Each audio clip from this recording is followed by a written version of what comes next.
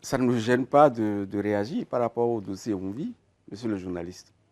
Vous savez, chaque fois que je tombais sur les chroniques signées Frère Onvi, il y a 3 préoccupations qui me taraudent l'esprit. La première, je me demandais, mais est-ce qu'il a les preuves de ce qu'il dit de façon aussi péremptoire? Je me demandais aussi, mais pourquoi s'exiler et se cacher sous un pseudonyme?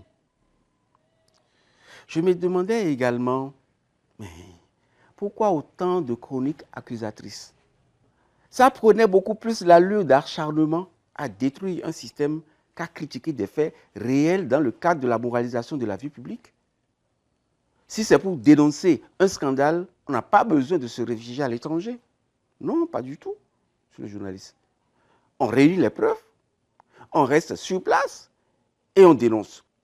Sur un seul dossier de malversation, réunir les preuves peut prendre plusieurs mois. Mais alors, il faut que votre dossier soit à béton lorsque vous faites de l'accusation.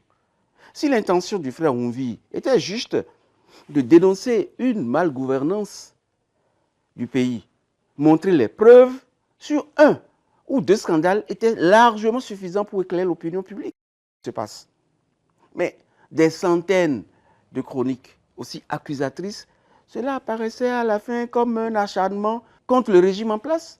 En somme, ça donnait le sentiment qu'il faisait de l'activisme politique, dont l'objectif, évidemment, est de décrédibiliser les autorités en place et montrer qu'elles ne font rien de bon.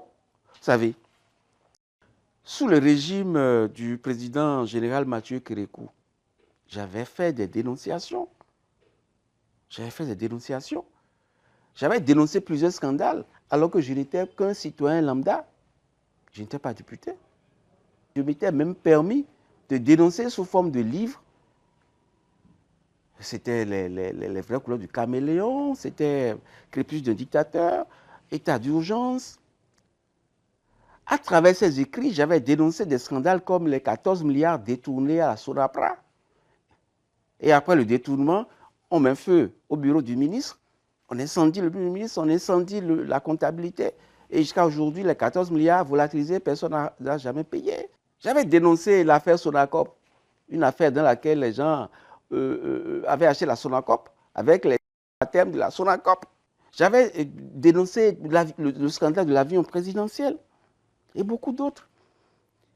Et récemment, sous le règne du président Yahi Boni, j'avais dénoncé le dossier Sensad, l'affaire Sensad, 70 milliards de pillés. C'est dans ce scandale qu'on avait parlé des imperméables achetés à 90 000 francs, des gants à 70 000.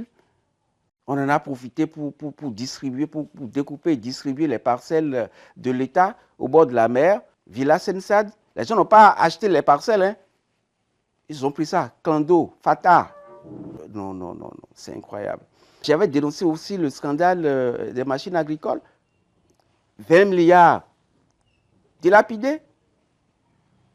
Mais pour dénoncer un dossier, j'ai été obligé de faire des voyages à l'étranger, d'aller rechercher les preuves. Un seul dossier, c'est des mois de recherche. Alors, j'ai fait tout ça, mais je n'ai pas quitté le Bénin, je suis resté sur place pour répondre. Comme le cas de Onvi, lorsqu'un citoyen arrive à dénoncer autant de faits par mois qu'il considère comme scandale, vous comprenez donc pourquoi je m'interrogeais sur la sincérité du contenu, sur le journaliste. L'affaire étant au niveau de la justice, je ne dirai pas plus. Je ferai juste observer que le frère a l'occasion d'apporter les preuves de ces accusations répétées pour montrer sa crédibilité, monsieur le journaliste.